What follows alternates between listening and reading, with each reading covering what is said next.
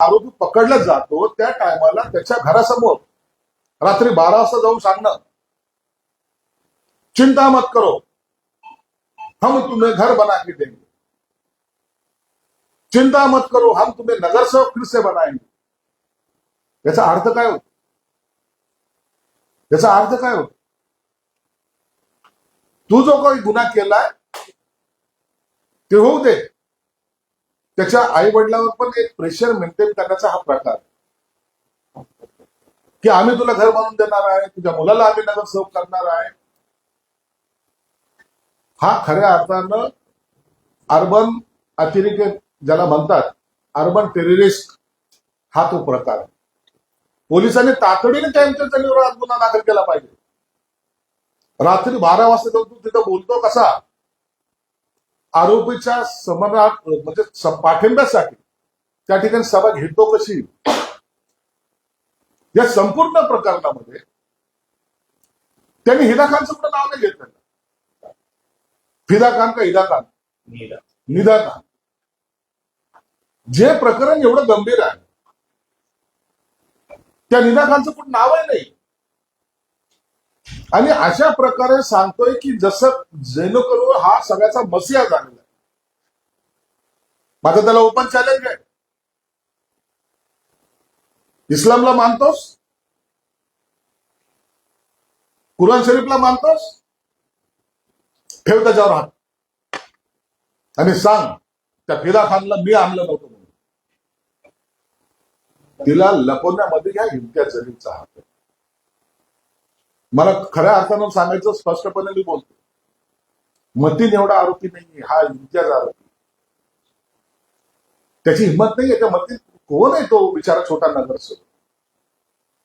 कुणाच्या सांगण्याहून केलं होतं? यांनी कुराण शरीफवर हात ठेवावं आणि सांगावं, माझा त्याच्याशी काही संबंध नाही, मी त्या फिदा खानला मी ओळखत नाही आणि मी तिला त्या घरात लपवलं नाही. मांडणा भूमिका हिंमत असेल. इस्लामचं नाव घेतोस, लोकांना भडकवतोस. पहलगाम मध्ये जाऊन ज्यांनी हिंदू बांधवाला भगिनीला वाचवण्यासाठी त्यांनी स्वतः जीवाची आहुती दिली, त्या शहीदला एकनाथ शिंदे साहेबांनी घर बांधून दिलं. त्याची चावी संजय शिरसाटे पहलगाम मध्ये जाऊन दिलेली. आम्हाला शिकवतो तू जातीवाद. हा इम्तियाज जलील, हा राक्षस, ही हैदराबादची अवलाद, तिकडची जी आलेली अवलाद, ही निजामाची अवलाद, या ठिकाणी येऊन हे विष पेरायचं काम करतो. त्याला सोडणार नाही मी. उद्या मुख्यमंत्र्यांची भेट आहे. पोलिसांमध्ये मतीनने काय स्टेटमेंट दिलेलं आहे, एकदा या त्या स्टेटमेंटच्या आधारावर याला जेलमध्ये गेला पाहिजे. आणि बिद्दलच्या पोलीस कमिशनरला सुद्धा सांगतो, असे रात्रीचे 12 वाजता जाऊन भडकाऊ भाषण करणारा गुन्हा दाखल करणारा आहात का नाही? कशाच्या बेसवर गेला होता तिथं? का म्हणून गेला होता? आरोपीला पाठबळ देण्यासाठी गेला होता. आणि त्याला माहिती देणारे कोण? सकाळी घर पडणार आहे त्याला सांगणारा कोण होतं? पालकमंत्री काय करू शकतो किंवा पालकमंत्र्याचं काय? अरे मी पालकमंत्री पद आणखी वापरलंच नाही. मला त्या पदाची मस्ती नाहीये. तुम्हाला जी चरबी चढलेली ना, ती चरबी उतरवण्यासाठी मी पुढे आलेलो. माझं फिदा खानचं प्रकरण राहिलं बाजूला. संजय शिरसाटचे ह्याच्या मी काढलं म्हणून ते माझ्याशी दुश्मनी घेतात. अरे पूर्ण चौकशी करणार, माहित तरी आहे का या मूर्खाला? विभागीय चौकशी झाल्याचं माहिती आहे का त्याला? 4 लोकांची कमिटी होती, त्याला माहित तरी आहे का? माझं जरी प्रकरण असलं तर स्पष्टपणे त्याची चौकशी झाली पाहिजे. आणि तू सुद्धा ती मागणी कर, माझी चौकशी करा म्हणून. ते हिदा निदा, ते नावं लक्षात येत. ते निदा खान प्रकरणामध्ये तुझा संबंध नाही म्हणून जाहीर कर. तुम्हाला बाप आहे असं म्हणतोस. कुणाचा बाप होतोस रे तू? एवढी मस्ती तुझ्यात कसली? अर्बन टेररिस्ट आहेस तू. तो तुझा जो टोपीवाला गाडीवाला आहे ना, तो निजाम, त्यालाही सांग, हा महाराष्ट्र आहे, मस्ती चालणार नाही. आम्हाला राजकारण शिकवायच्या भानगडीत पाडतो.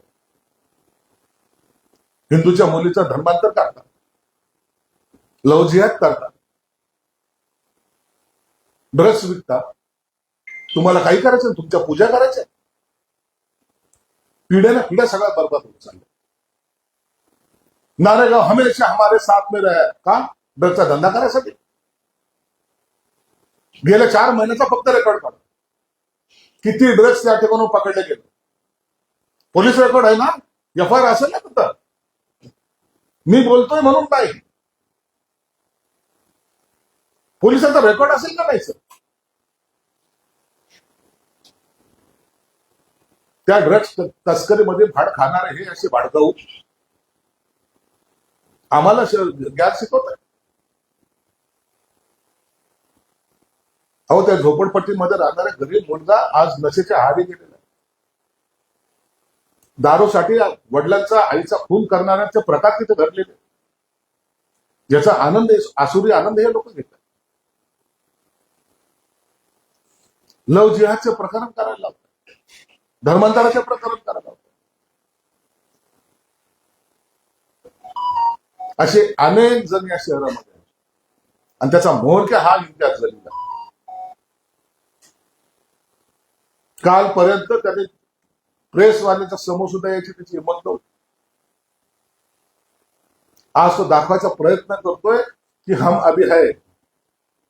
कारण त्याला वाटलं की जर आज मी पुढे गेलो नाही तर लोक तोंडात सीन घालतील, अरे इम्तियाज, तू त्या मतींचं घर बर्बाद केलंयस. त्याच्या आई वडिलाचं स्वप्न तू धुळेला मिळवलेस, त्याच्या बायकोचं स्वप्न तू धुळेला मिळवलेस. खरा आरोपी तू आहेस. त्या फिदा खानला आणून तू त्या घरामध्ये ठेवणारा तू आहेस, तिला लपवणारा तू आहेस. आणि म्हणून तू जे जे पाप केले त्याचे आता घडा भरलेला आहे. लोकांना भयकवणं तुला सोपं वाटतं का? तुझ्या पाठीशी बाकी लोक उभे राहत नाहीत. त्यांना माहिती आहे की कोणत्या वृत्तीचे लोक आहेत. मतीन पटेलच नाही, तुझं बी घर इलिगल आहे, त्याची सुद्धा चौकशी करायला मी आज त्याला सांगणार आहे. तपासायचे परमिशन. हा नाकाने कांदे सोडतोय ना, याची परमिशन एकदा तपासा. परमिशन प्रमाण त्याचं बांधकाम आहे की नाही तपासा. नसेल तर तोडा त्याचं बांधकाम. या शहरामध्ये गेल्या 8 महिन्यामध्ये जवळपास 6,000 बांधकाम आम्ही पाडले. का हिंदूचे नव्हते ते? हिंदूचे घर नाही पडले गेले, मुसलमानाचे होते ते. इलिगल बांधकामाला आम्ही कधी सपोर्ट केलेला नाही. मी आता तुझे जे नगरसेवक आहेत ते कोणत्याही पक्षाचे असेल, तुझ्या पक्षाचे तर निश्चितच नाही, त्या सगळ्यांच्या प्रॉपर्टीची आता तपासणी करतो. आणि ज्यांचे कोणाचे इलिगल घर असेल ना, ते पाडाचे आदेश मी देणार आहे, संजय शिरसाट देणार आहे, पालकमंत्री देणार आहे. माझ्याही नगरसेवकाचे इलिगल असेल तर पाडाचे आदेश दिले. आम्हाला कायदे शिकवायचे भानगडीत पडू नका. घटना तुम्हाला कळते ना, एखाद्याच्या चार्जशीट मध्ये नाव आल्यानंतर, त्याला आरोपी म्हणून संबोधल्यानंतर निकाल लागेल तेव्हा लागेल. परंतु पोलीस त्याला कस्टडीत घेतात की नाही घेतात, त्याला जेलमध्ये टाकतात की नाही टाकतात. नाही, माझ्यावर आरोप आणखी सिद्ध झाला नाही, मला मोकाट फिरू द्या, असं कधी होत आहे का? तू आम्हाला घटना शिकवतोस. घटना तुला माहिती, आम्हाला माहित नाही, पोलिसांना माहित नाही. 43 दिवस पोलीस, नाशिकची पोलीस, जवळपास 50 पोलिसांचा ताफा संपूर्ण महाराष्ट्रामध्ये त्या फिदा खानला शोधत फिरत होता. जबाबदार नागरिक म्हणून तुझं कर्तव्य नाही की ती हित आहे म्हणून? पोलीस महाराष्ट्रभर शोधताय आणि तू घरात लपून ठेवतोस. मेन आरोपी तू आहेस. इम्तियाज जलील हा मेन आरोपी. उद्या मी सीएमला भेटून ते सांगणार आहे आणि नाशिकच्या पोलीस कमिशनरला सुद्धा सांगेल. हिमतीने काम करतायत. तुम्ही तुमच्या कायद्यानुसार जे योग्य आहे ते काम करा. आम्ही सर्व पाठीशी आहोत. सरकार म्हणून तुमच्या पाठीशी आम्ही खंबीरपणे उभे आहोत. आम्हाला राजकारण याच्यात आणायचं नाही, परंतु आरोपी सुटला नाही पाहिजे ही आमची भूमिका आहे. तुमच्यावर त्यांनी आरोप असे केलेत की तुम्ही जे आरोप केला आहे की ते नातेवाईक आहे निदा खान, त्यावर तुम्हाला सिद्ध करावं लागेल आणि तुम्हाला ते कोर्टात देखील खेचणार आहे. अरे ते तुझे नातेवाईक आहे की नाही आहे ते तू कोर्टात जा, एकदा जाच, आणि तुझा तिचा कसा संबंध आहे हे मी तुला सिद्ध करून दाखवेन. चॅलेंज कोणत्या गोष्टीचं करतोस? मी आता सांगितलं ना, कुराण शरीफवर हात ठेव आणि त्या हिदा खानला मी संभाजीनगरला आणून ठेवलं नाही असं जाहीर बोल, तर मी मानेल की वाह क्या शेर आहे. आरोपीला लपवणारा हा माणूस या खोटारड्या माणसाबद्दलच असे वक्तव्य करतो, लोकांना असं दाखवतं की मी मसीहा आहे. अरे भामटे, कुठं होत असं कुठं आलास? सोफ्यावर बसून मोठ्याने मांडीवर मांडी पाय टाकून गप्पा मारतोस, म्हणजे तर तो नेता झालास काय? अर्बन नक्सलिस्ट आहेस तू, अतिरेकी आहेस तू, आणि म्हणून तुझ्यावर कारवाई झाली. शिरसाट साहेब, तुम्ही जलील आणि ओबीसींवर आक्रमक टीका करताय, अर्बन नक्सलिस्ट म्हणताय. मात्र त्यांनी एक मुद्दा उपस्थित केला की ऑपरेशन सिंधूर ज्यावेळेस आलं त्यावेळी आपल्या देशातील खासदार काही परदेशात सिंधूरची माहिती देण्यासाठी पाठवले होते, त्यात ओबीसींना का पाठवलं जर टेररिस्ट आहे? हे बघा, त्यावेळेला ओईसीला पाठवलं. ओईसीने भूमिका ही भारताच्या बाजूची, आणि जो या देशासाठी करेल ना त्याचा आम्ही सन्मान करू. आम्ही कधी कोणत्याही, मी तुम्हाला सांगितलं, सईद नावाचा मुसलमान मारणारा अतिरेकी ज्यांनी 26 लोकांच्या गोळ्या घातल्या, तोही सईदच त्याचं नाव होतं, आणि त्याला लढणारा भिडणारा सुद्धा त्याचं नाव सईद होतं. त्या सईदला आम्ही काय सन्मान केला का नाही केला? म्हणून जो देशाच्या हिताचा बोलेल त्या टायमाला त्याच्या बरोबर आम्ही बरोबर. म्हणून त्यावेळेला ओएसीचं स्टेटमेंट देशाच्या हिताचं होतं.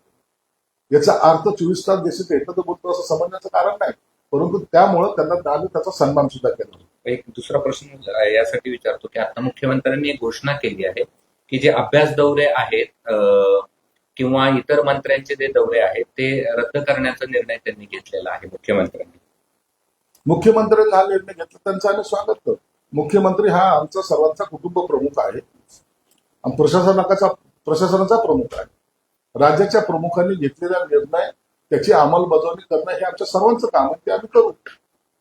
मोदीजींनी पण आता एसपीजीच्या गाड्या कमी केल्या, दुसरा विषय तुम्ही कशा प्रकारे त्यांच्या आव्हानाला प्रतिसाद देणार? कारण सगळेच गाड्या कमी करतात, मुख्यमंत्री करतात. मुळामध्ये मोदीजींनी गाड्या कमी केल्या त्यांचा मोठेपण आहे, परंतु एवढ्या मोठ्या पदावर असलेल्या माणसाच्या गाड्या कमी होऊ नये, कारण की त्यांना अनेक वेळेला धमक्या हे आलेल्या आहेत. आणि देशाच्या पंतप्रधानांची सुरक्षा तुम्ही पाहिलं असेल, अमेरिकेच्या पंतप्रधान सुद्धा सुरक्षित नाही, तरी कित्येक वेळा त्यांच्यावर सुद्धा हमला झाला. म्हणून पंतप्रधान किंवा राष्ट्रपती हे जे पद आहेत ना, यांना सोडून इतरांच्या सुरक्षा काही अंशी कमी केल्या तरी चालतील. आणि आम्ही सुद्धा आमची सुरक्षा, मी पोलिसांना सांगणार आहे, हे कमी करा, काही हरकत नाहीये. जेव्हा पंतप्रधानांनी दिलेलं आहे ना, तर त्यांच्या सर्वांचा सन्मान आपण टाकला पाहिजे. आम्ही सुद्धा आमची पोलीस सुरक्षा कमी करणार. मुख्यमंत्र्यांनी ईव्ही गाडी वापरण्याचा निर्णय घेतला आहे, उपमुख्यमंत्री एकनाथ शिंदे सगळंच करणार आम्ही सर्वच जण करणार. ईव्ही आता ईव्ही गाडीमध्ये जेव्हा ताफा जात असतो तर एका गाडीमध्ये एका कारमध्ये 3-4 जण असतात, नंतर ईव्ही गाडीमध्ये जर सर्वजण आले आणि एक साथ जर गेले तर आनंदच आहे ना, त्याच्यामध्ये सगळे बचतही होईल आणि वेळेवर जाता येईल. साहेब, तुम्ही जलीलांवर जसा आरोप करता तसं आता नितेश राणेंनी या प्रकरणात आरोप केलेला आहे की या सगळ्या प्रकरणाचा मास्टर माइंड इम्तियाज जलील आहे, तर मग त्यांना सरळ आरोपी का पोलीस करत नाही? तुम्ही काय तसं मागणी करणार आहात? निश्चित उद्या कॅबिनेटची बैठक आहे, मी मुख्यमंत्र्यांना भेटणार आहे आणि त्याला सह आरोपीने हा मुख्य आरोपी झाला पाहिजे. ती फिदा खान जी आहे ती, मी पहिल्यांदाही सांगितलं आताही सांगतो, ती एक मोहरा आहे, तिच्यासारखे अनेक आहेत. हा जो पटेल हा जो नगरसेवक मतीन पटेल, हा एक मोहरा आहे. मला खरं सांगतो बाय हार्ट, मला आताही वाईट वाटतं त्याचं घर पाडण्याचं, परंतु त्या चोराला यांनी सपोर्ट केल्यामुळे याच्यावर बरा आहे. म्हणून मेन कल्प्रिट जो आहे तो इम्तियाज जलील आहे. त्यांनी सांगितल्यामुळे हे ठेवलं ना हो. हा काय त्या हिदा खानला काय फिदा खानला ओळखत होता का? मतीन पटेल काही ओळखत नव्हता. मग कुणाचं सांगून केलं हे तर पुढे आलं पाहिजे की नाही आलं पाहिजे. तर सांगणारा इम्तियाज जलील होता. ते पोलीस तपासामध्ये येईल आणि निश्चित तुम्हाला होता एक दिवस हा इम्तियाज जलील तुम्हाला जेलमध्ये दिसेल. तुम्ही आरोप करताना आधार काय म्हणजे पोलिसांना इम्तियाज जलील एमआयएमचा प्रदेशाध्यक्ष आहे, पार्टीचा प्रमुख आहे. मतीन त्याच्या पक्षाचा नगरसेवक आहे. मतीनचं आणि त्या फिदा खानचं काही संबंध नाही. मग तिला नाशिकला जाऊन किंवा मुंबईला जाऊन यांनी भाषण केलं इम्तियाज जलील. मग तिला तिथून त्याला पसार केलं, तिला संभाजीनगरमध्ये आणलं. संभाजीनगरमध्ये ठेवायचं कुणाच्या घरी, तर त्याला सोयीस्कर असं वाटलेलं घर ते मतीन पटेलचं होतं. त्या मतीन पटेलच्या घरामध्ये त्यांनी 35 दिवस ठेवलं. हे सगळेच पुरावे आहेत ना, हे एव्हिडन्स आहेत नाही. आणि ते सगळं त्यांच्या स्टेटमेंटमध्ये आलंच असेल ना. पोलिसाचा तपासाचा जो भाग आहे तो काही गुप्त ठेवला असेल. प्रत्येक दिवशी दिलेलं स्टेटमेंट हे सर्वसमोर दाखवायचं नसतं. म्हणून पोलीस आपला तपास करतायत. त्या तपासामध्ये मला 100% गॅरंटी आहे इम्तियाज जलील हा एक नंबरचा आरोपी असणार. बरं, आज महापालिकेने साहेब एक विषयांतर करतोय. उपमुख्यमंत्री सुनेत्रा पवार आणि मुख्यमंत्री देवेंद्र फडणवीस यांनी एक पत्र लिहिलं. त्या टाकून सबका साथ सबका विकास आपण करावा असं आपल्याकडून अपेक्षित आहे. आणि त्याचं कारण होतं निधी वाटपाप्रमाणे सर्व नगरसेवकांना समान निधी द्या असं त्यांचं म्हणणं आहे. मुंबई महापालिकेत भाजपच्या नगरसेवकांना जास्त पैसे यंदा पुणे महापालिकेत भाजपच्या नगरसेवकांना जास्त निधी दिला जातो आणि इतर नगरसेवक जे महायुतीचेच आहेत त्यांना निधी कमी दिला जातो. त्याच्यावरून उपमुख्यमंत्री सुनीता पवारांनी मुख्यमंत्र्यांना पत्र लिहिलं. निश्चितच त्यांनी दिलेलं पत्र त्यांचा सन्मान जरूर केला जाईल. मुख्यमंत्र्याच्या निदर्शनात कदाचित हे आलं नसेल, परंतु मुख्यमंत्री मला वाटतं असा भेदभाव कोणत्याही पक्षाबद्दल करणार नाही जे महायुतीतले घटक पक्ष आहेत. मग ते शिवसेना असेल, राष्ट्रवादी असेल किंवा भाजप असेल. काही ठिकाणी आमची सत्ता आहे, शिवसेना सत्ता आहे. आम्ही भाजपच्या नगरसेवकांना समानतेचा दर्जा देतो, तसा त्यांनी द्यावा अशी अपेक्षा आहे. आणि म्हणून सुनेत्रा वहिनीने केलेली मागणी काही चुकीची नाही आणि त्याचा योग्य निर्णय मुख्यमंत्री निश्चित घेतील. भेदभाव हा कोणत्याही नगरसेवकामध्ये माहितीच्या केल्या जाणार नाही, ही भूमिका पक्षाची असणार. पण असला अनुभव तुम्हालाही येतो ना भाजपकडनं तुमच्या पक्षाला. हे बघा, खालच्या लेवलला महानगरपालिकेला असेल, नगरपालिकेला असेल, त्या लेवलला रोज काही घडामोडी घडतात. तर ह्या सगळ्या गोष्टीची माहिती वरिष्ठांना नसते आणि जर असली तर त्याच्यामध्ये सुद्धा करता येतो. म्हणून जर असा काही अन्याय झाला, आमच्याही बाबतीमध्ये काही वेळेस घडला, आम्ही मुख्यमंत्र्यांचं कार्य टाकलं होतं आणि त्यावेळेस त्यांनी सुद्धा आम्हाला सकारात्मक त्यांनी भूमिका घेतली होती. म्हणून आता सुमित्रा वहिनीच्या प्रकारात सुद्धा सकारात्मक भूमिका घेतलेली आहे. तसेच छत्रपती संभाजीनगर पालिकेने आज पहाटेच अतिक्रमण हटाव मोहीम हाती घेतली. तर ही मोहीम पुढे चालू राहणार आहे का आणि सगळेच अतिक्रमण आता काढली जाणार? हे बघा, ही मोहिमेच्या पूर्वीची मोहीम तुम्हाला सांगतो. शहानूरवाडीमध्ये अतिक्रमण काढले गेले, अनेक अतिक्रमणाची मोहीम आता त्यावेळेला चालू आहे, आजही चालू आहे. आताही 2 दिवसाची नोटीस आहे उस्मानपुरीच्या एका रस्ता वाढणीची इथं दिलेली आहे. ही निरंतर चालणारी प्रक्रिया आहे. परंतु हे जे काही नारेगावचं जे प्रकरण आहे त्याला गांभीर्याने यासाठी घ्यायचं होतं की एका नगरसेवकाने एका आरोपीला लपवलं आणि ते सगळ्यात धोकादायक. एखादा अतिक्रमण करून एखादा गरीब माणूस राहतोय, त्याचं अतिक्रमण काढणं हे ठीक आहे, पण आरोपीला त्याचा आश्रय देणं हे सगळ्यात देश विरोधी कृत्य ज्याला म्हणता येईल तशा प्रकारचं कृत्य हे मतीन पटेलने केलेलं आहे. म्हणून त्याच्यावर कडक कारवाई तातडीने करण्याचा मानस महानगरपालिकेचा होता आणि आमची सुद्धा तीच मागणी. सुनील तटकरे शरद पवारांची बैठक पक्षाच्या बॅकग्राऊंड प्रोग्रामनंतर ते भेटून शरद पवारांच्या बैठकीचा तटकरेंनी शरद पवारांची भेट घेतली. त्यांनी सांगितलं की ही राजकीय भेट नव्हती आणि शरद पवारच्या तालमीमध्ये ते त्यांची सुद्धा वाढ झालेली आहे. अनेक वेळा ते शरद पवारांच्या बरोबर त्यांनी काम केलेलं आहे. म्हणून आता तुम्ही त्या राजकीय भेट नव्हती याचा दुसरा अर्थ काय घ्यायचा तो घ्या आणि त्याचे काय निष्कर्ष लावायचे लावा. परंतु याचा कुठेतरी राजकारणामध्ये थोडे बहुत जे संकेत मिळत ते संकेत मला वाटतं नेमकं भविष्यामध्ये काय घडेल याची ही पूर्वतयारी असेल असं दिसतं. याला जोडूनच असं आहे की दोघांनी पण तटकरे आणि प्रफुल्ल पटेल यांनी आसामवरून परत येत असताना मुख्यमंत्र्यांच्या विमानाने प्रवास केलाय, सोबत प्रवास केलाय. याच्याकडे कसं बघता? ते आमच्या युतीतले आहेत, ते महायुतीतले घटक पक्ष आहेत. आणि प्रफुल्ल पटेल आणि तटकरे जेव्हा मुख्यमंत्र्यांबरोबर प्रवास करतात याचा अर्थ आमची महायुती किती घट्ट हे दाखवण्याचा प्रयत्न आहे. तसे पार्थ पवारांच्या आमिडिया कंपनीने जो मुंबईमध्ये जमिनीचा गैरव्यवहार केला होता त्याची सुनावणी सगळी सुरू होती. नोंदणी महानिरीक्षकांनी आता निकाल दिलेला आहे आणि पार्थ पवारांच्या कंपनीला 21 कोटींचा दंड ठोठावला. पार्थ पवारच्या कंपनीला पूर्वी जो काही निकाल दिला होता त्याला आता पुन्हा ॲपलेट अथॉरिटीने त्याला कन्फर्मेशन दिलं. 21 कोटीचा जो दंड ठोठावला होता तो त्यांनी भरावा असं त्यांनी निकाल दिलेला आहे. आणि आता त्याला एक 60 दिवसाची मुदत महसूल मंत्र्याकडे अपील करण्यासाठी.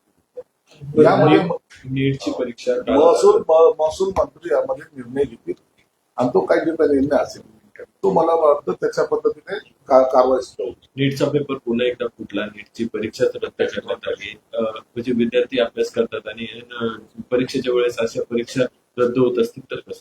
अत्यंत चुकीचं झालेली घटना आहे. नीटचा पेपर फुटणं लाखो विद्यार्थ्यांच्या भविष्यावर एक प्रकारे प्रश्नचिन्ह निर्माण करणार. अनेक विद्यार्थी असतात, अनेक वेळा ते अभ्यास करून इतक्या मेहनत करून परीक्षेची तयारी करतात. कुठेतरी एखाद्या सेंटरवर एक पेपर फुटतो आणि त्याचा परिणाम हा देशभरातल्या महाराष्ट्रातल्या सर्वच विद्यार्थ्यांना त्याचा फटका बसतो. आता पुन्हा तयारी करा, पुन्हा अभ्यास करा, पुन्हा आता नवीन काय येईल वाढून ठेवलं माहित नाही. जो कोणी विद्यार्थी आता आनंदात होता की नाही मी चांगला पेपर दिला त्याला पुन्हा पेपर द्यावा लागणार आहे. आणि अशामुळं विद्यार्थ्याचं जे आत्मविश्वास आहे तो सुद्धा ढासळतो. म्हणून असे पेपर फुटीचे जे प्रकरण आहे त्याच्यामध्ये जे पेपर फुटतात त्यावेळेला त्या पकडलेल्या आरोपीला शिक्षाही मोठ्या प्रमाणात झालेली दिसत नाही. म्हणून हे हिंमत वाढत चाललेली आहे. सरकारने याच्यावर आणखी कडक आणि मोठ्या स्वरूपाचा गुन्हा कसा दाखल करता येईल यावर निर्णय घ्यावा, जेणेकरून भविष्यामध्ये असं पेपर फुटीचे प्रकरण घडणार नाही. महाराष्ट्रात सर्वाधिक तेल चंद्रकांत पाटील अशी टीका जितेंद्र आव्हाड. महाराष्ट्रात सर्वाधिक तेल चंद्रकांत पाटील अशी टीका जितेंद्र आव्हाड. पंतप्रधान मोदींनी जे तेल कमी वापरा असं सांगितलंय त्यात जितेंद्र आव्हाड म्हणतात की सगळ्यात जास्त डोक्याला तेल चंद्रकांत पाटील लावतात. ते डोक्याला तेल लावतात, हा मटणामध्ये तेल खातो. दोघे सारखेच आहेत. मग त्याच्यामध्ये तुम्ही इतरावर टीका करताना मटणामध्ये तेल कमी टाकतात जितेंद्र आव्हाडनी, त्याचा सुद्धा आम्हाला बचत होईल ना. आज घोड्यावर गेले ते. नेमका घोड्याच होता तर काय कल्पना नाही. सर, विवाद पार्षद मतीन पटेल जो नीता खान कुछ पाने में जिनका यहाँ पे छत्रपति संभाजी नगर, तो उनका घर आज महानगर पालिका की ओर से डिमोलिश किया गया और साथ ही नीता खान जिस घर में रहती थी वो भी डिमोलिश किया गया. इसके बारे में आपकी क्या है? देखिए, निदा खान प्रकरण ये इतना बड़ा है. जहाँ धर्मांतर की घटना घटी थी वो निदा खान नासिक से निकल के मुंब्रा वाया मुंब्रा संभाजीनगर पहुंची. संभाजीनगर में आने के बाद मतीन पटेल जो एमआईएम के नगर सेवक थे, पार्षद थे, उनके घर पे वो करीबन 35 दिन तक रहे. एक बात ये सच है कि वो जो मकान था वो इलीगल था. जब वहां वो निदा खान पकड़ी गई तो जाहिर सी बात है आरोपी को सपोर्ट करने वाला भी पकड़ा जाता है. तो उसमें मतीन पटेल को भी आरोपी बनाया गया. लेकिन एक बात और है, इस मतीन पटेल को किसने कहा है कि तू इनको तेरे घर में रख? मेरी जानकारी के हिसाब से इम्तियाज जलील ने, अपने ही पार्टी का नगर सेवक है, पार्षद है, और सेफ साइड बोल के एक शहर से थोड़ा सा दूर रहने की वजह से वहां वो सेफ रहेगी, इस एंगल से उसको छुपाने में मदद पहले इम्तियाज जलील ने ये मतीन पटेल के माध्यम से की. इसलिए मतीन पटेल तो है लेकिन एक नंबर का आरोपी है इम्तियाज जलील। आपने देखा होगा कल रात में वहां जाके उसने भाषणबाजी की, वहां जाके बड़े बड़े लालच वो उनके फैमिली को दिए। क्या कहा है उसने? मतीन पटेल का घर गिराने के लिए आ रहे हैं, ये जानकारी उसको कहां से मिली पता नहीं, लेकिन चिंता ना मत करो, हम तुम्हें घर बना के देंगे। मतीन पटेल को हम फिर से चुनवा के लाएंगे। एक आरोपी जो इस निदा खान के प्रकरण में अरेस्ट है, वहां जाके माहौल तैयार करना, वहां जाके भाषण करना और ये चीजें उनको बोलना कि तुम डरो मत, हम तुम्हारा नया इससे अच्छा घर बना के देंगे। मतलब तुम्हारे मुंह से हमारा नाम मत आने दो, तुम जितना हमको बचाएंगे हम उतना तुम्हारा अच्छा करेंगे। यही जताने की उसने कोशिश की। इसको कहते अर्बन टेररिस्ट। उस तरीके की से उसने बयानबाजी किया। आपके माध्यम से मैं पुलिस को भी विनती करूंगा कि तत्काल इनके ऊपर ऐसी बयानबाजी करने के इस आरोप में गुना दाखिल होना चाहिए। एमआईएम पार्टी को आतंकवादी पार्टी संबोधने पर इम्तियाज जलील ने कहा है कि ऑपरेशन सिंदूर जब हुआ था उसके बाद नरेंद्र मोदी द्वारा जो डेलीगेशन विदेश में भेजा गया था उसमें एमआईएम के जो अध्यक्ष हैं असदुद्दीन ओवैसी उनको भी भेजा गया। ओवैसी ने उस टाइम देश के हित की बात कही थी। अब जो देश के हित की बात करेगा ना, उसका सम्मान ये हम लोग करते हैं। आपके मालूमात के लिए बोलता हूं, पहलगाम में जो ऑपरेशन सिंदूर के वक्त जिसने गोलियां चलाई थी वो शहीद था, उसका नाम, वो टेररिस्ट का नाम शहीद था। उसने 26 लोगों को मारा। लेकिन जिसने वो वहां के टूरिस्ट को बचाने की कोशिश किया उसका भी नाम शहीद था। हमारे नेता एकनाथ शिंदे साहब ने उस जो शहीद हुआ है उस शहीद उसके लिए मकान बना के दिया और मैंने खुद मेरे हाथों से पहलगाम में जाके उसके घर की चाबी उसको सुपुर्द की, उसके माँ बाप के हाथ में। तो देशभक्ति के जो तरीका है, जो देशभक्ति के साइड से रहेगा उसको हमारा सपोर्ट रहेगा। लेकिन जो ऐसी हरकतें करता है, जहां धर्मांतर की बात आती है, जहां लव जिहाद की बात आती है, जहां ड्रग्स बेचने की बात आती है, उसको हम सपोर्ट नहीं कर सकते। ये टेररिस्ट एक्टिविटीज ही है। एक समाज को बिगड़ाने का जो भी काम करेगा उसके खिलाफ में हम रहेंगे। आपने एक स्टेटमेंट दिया था कि निदा खान इम्तियाज जलील की रिश्तेदार है, इस पे उन्होंने आपको ओपन चैलेंज दिया है कि आप प्रूफ करिए। आप कोर्ट में जाइए, उसमें कोर्ट में जाने की लैंग्वेज यूज किए, कोर्ट में जाइए, जब मैं उसका जवाब दूंगा। राहुल गांधी ने जो है नीट एग्जाम कैंसिल, जो पेपर फूटा था उसके बाद नीट एग्जाम कैंसिल हो गई, उसमें कहा है कि 22 लाख से ज्यादा छात्रों की मेहनत, त्याग और सपनों का इस भ्रष्ट भाजपाई व्यवस्था ने कुचल दिया। देखो, नीट का पेपर जो फूटा है उसकी हम तो निंदा ही करते हैं, वो गलती हुआ है, उसका कोई समर्थन नहीं करेगा। जो 22 लाख विद्यार्थी इस एग्जाम में बैठे थे, बड़े परीक्षा देने के लिए बड़े तैयारी की थी, जोर शोर से तैयारी की थी, अब उनको फिर से एग्जाम देने की नौबत उनके ऊपर आने वाली, ये बात उचित नहीं है। इसलिए जो जो इसमें आरोपी रहेंगे उन लोगों के ऊपर भी कार्रवाई कड़ी से कड़ी होना चाहिए।